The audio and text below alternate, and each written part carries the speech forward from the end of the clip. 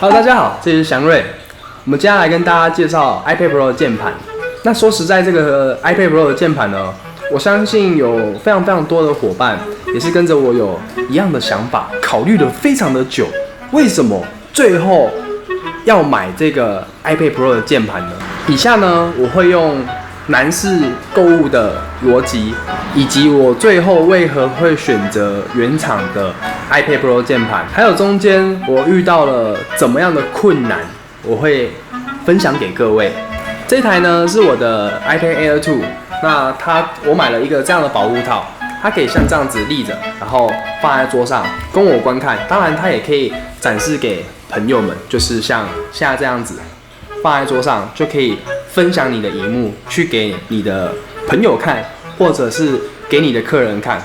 好，那么 iPad Air 就要先退役了，我们先把它放在旁边，那么这一次考虑购入 iPad Pro， 然后加上它原厂的这一个聪颖键盘其实我考虑了非常的久，但最后的出发点还是在于工作的需求，有时候外出需要打字，回复一些讯息等等的，最后还是考虑了 iPad 原厂的聪颖键盘了。当然，我也用过这个副厂的蓝牙，它的接收还有很多理由，我个人不是非常推荐。坦白说，我觉得不喜欢就对了，我不是很喜欢副厂的那个键盘。好，那么也许有人会聊到说，那祥瑞，你既然要外出工作，那你为何不用笔电呢？或者是你不考虑 Surface 呢？说到 Surface 呢，我必须说它是一个非常棒的产品，它是一台非常棒的笔记型电脑。对，没有错，就是笔记型电脑。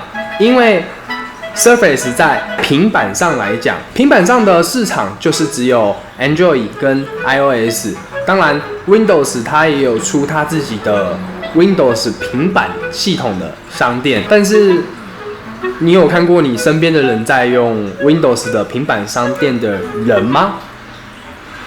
我们先不说 Windows 在平板上做的好不好，但使用的人实在是非常的少，那这个我们就不多说了嘛。所以 Surface 在我心中的定义最终它还是被我定义成笔记型电脑。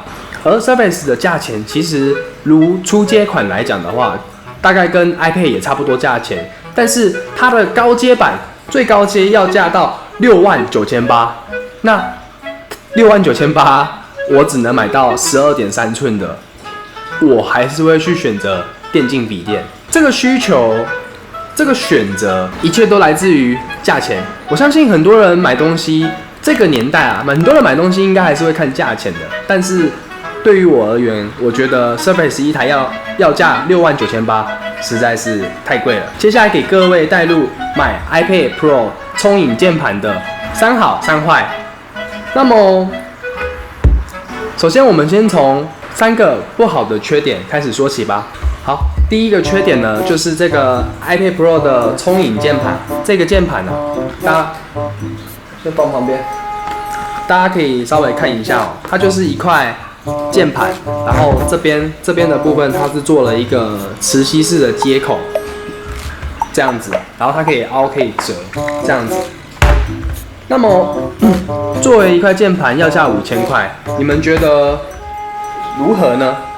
我觉得价格这个东西实在是太重要了。单论价格的话，我觉得真的太贵了，一个键盘要价5000，对，我觉得太贵了。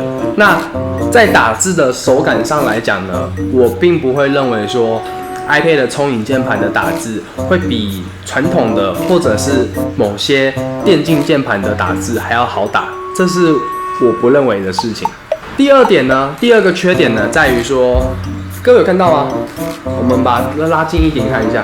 好，这边各位有看到吗？它这边是有凹下去一块的，应该算是蛮清楚的。也就是说，我今天放在桌子上，会产生一个视觉上的注意我的用词视觉上的不平衡。就是你看到这边会有一个凹洞，你就会想要手贱的就把它压下去。但是苹果在重量配比上来讲，它并不会让今天这个 iPad 是倾斜在这个角度的。其实我觉得它在平衡上是做的蛮好的，但是这个东西就是给有强迫症的人看，你知道吗？这看了就很不爽，这就是我觉得它算是一个还蛮严重的缺点。对，我。好，再来第3个缺点呢，就是在 iPad 上的打字啊，它就是只能用智慧拼音。智慧拼音就是说，我们比如输入2个 /，它就是会变成拜拜。但是如果你是在微软上输入法的话，它就会有防错的功能。当然，在你1分钟能够平均输出的打字量就会差到非常非常的多。我觉得算是在工作效率上的一个缺点吧。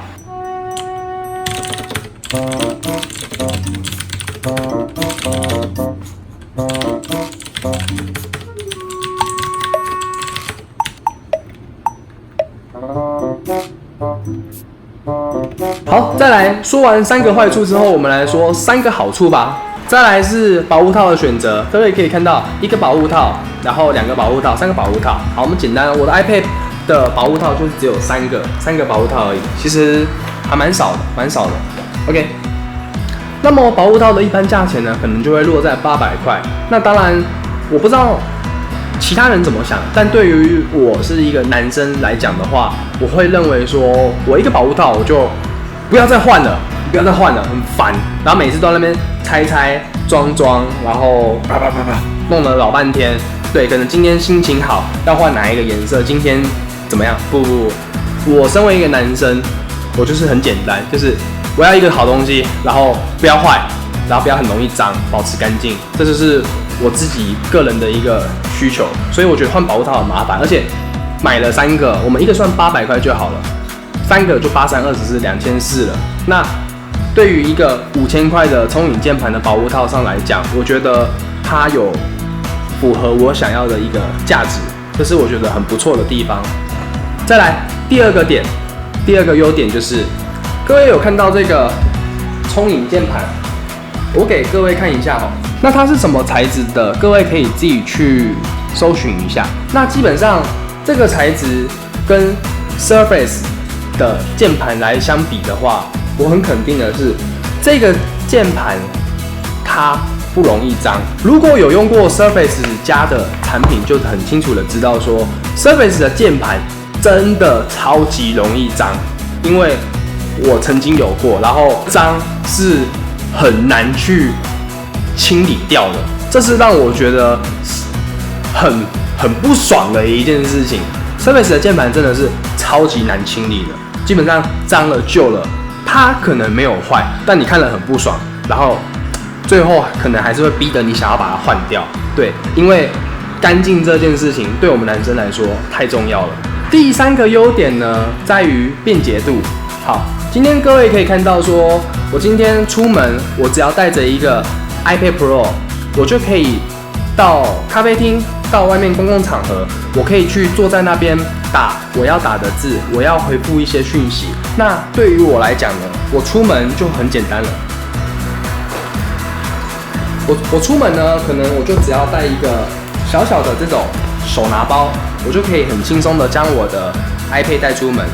我们可以在服饰上啊，在出门的包包选择上啊，其实我们可以有着非常非常多的选择。无论我们今天要背大包包，还是中型包包、小型包包，我们都可以随着自己的穿着去选择我们今天要带哪一款包包去做我们一个搭配，这样子。当然，品味这种东西，女生是很看在眼里的。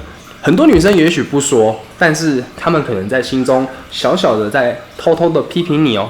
对于平板的定义呢，我个人最终的定义还是会把它定义在为一个我想要偶尔可以工作用，我又可以希望它是可以带给我一点娱乐的，因此我不会去选择 Surface 或者是笔记型电脑，而这样子的 iPad 又加上一个聪颖键盘，就符合我想要的需求。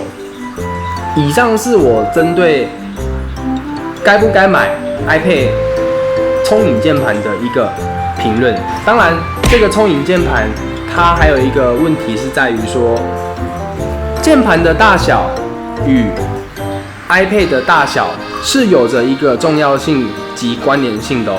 也就是说，10.5寸的键盘是不可以拿去给12.5寸的 iPad Pro 使用的，这一点各位要清楚的知道哦。最后再跟各位稍微小小的分享一下，这个是 iPad Pro 的聪颖键盘，它要价5000。这一个呢是10.5寸的 iPad Pro， 要价台币11500。好，想知道我是如何购买到比较低价位的？我会把如何买到低价位的 iPad Pro， 以及如何去选择一个适合你的平板，放在影片的后面给大家去观看。以上就是针对我为何最后还是买了 iPad Pro 原厂的键盘所做的一个小小的心得分享，希望可以给予一些没有买或者是还在考虑买原厂键盘的人带来一点小小的帮助哦。好，我是祥瑞，我们下次再见，拜。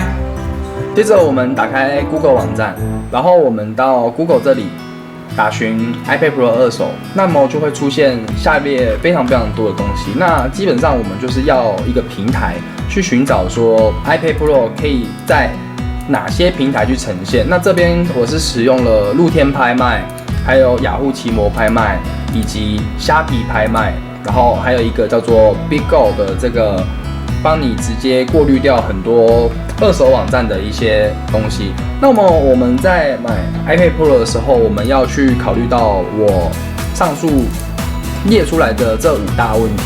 那第一个是说，我们要知道说二手的 iPad Pro 的行情价在哪里。那再来是它的尺寸跟大小。通常二手的 iPad Pro 行情价约落在15000左右。那当然容量大小其实就跟二手行情价不会有太大的关系。再来就是说，我们要购买的尺寸，因为尺寸这个东西会考虑到的是你这一台机器出产的年份。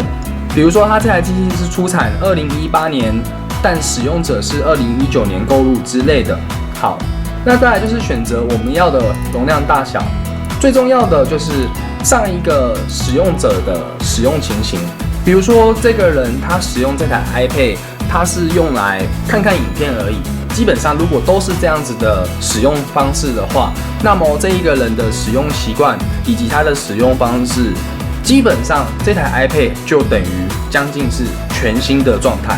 那这个会是我们最理想找到一台 iPad Pro 的方式。再来就是如何有效议价。那我不知道各位对于如何有效议价这个点会有着怎么样的想法？毕竟我们是要买一台二手的 iPad Pro， 该如何有效议价呢？那如果有着跟我有一样的问题的人，其实 iPad Pro 二手的拍卖者是非常的少。怎么说呢？要么是这台 iPad Pro， 我所指的是所有的 iPad Pro 本身它的购买者就不多，这是第一种可能性。第二种可能性是购买 iPad Pro 的人也不少，但买了都不愿意买，大概就是只有这2种可能性。这个中间会产生出一个怎么样的问题呢？如果你今天的 iPad Pro 是买了键盘的人，你要把你的 iPad 加键盘一起卖出去的话，那才有意义。如果说今天我的 iPad 是10.5寸，而我的键盘是9.5寸的话，那这个东西它是不能共用以及沿用的。那这边就会产生一个问题，就是说，虽然官网的键盘要价5000台币上下，但如果你今天这个东西不搭配着你一样尺寸的 iPad 的话，也就是说你今天键盘跟 iPad 都买了，但你 iPad 卖了，你键盘是很大的几率很难卖出去的，会产生一个这样子的问题。通过这个问题呢，我们就可以很正当以及有效合理的跟对方做一个议价的动作。Hello， 大家好 ，IG 粉丝团创立咯，在我频道的这里就可以找到 IG 的账号咯。那如果是第一次观看我影片的观众，还没有订阅我的 YouTube 频道的人，请赶快订阅哦。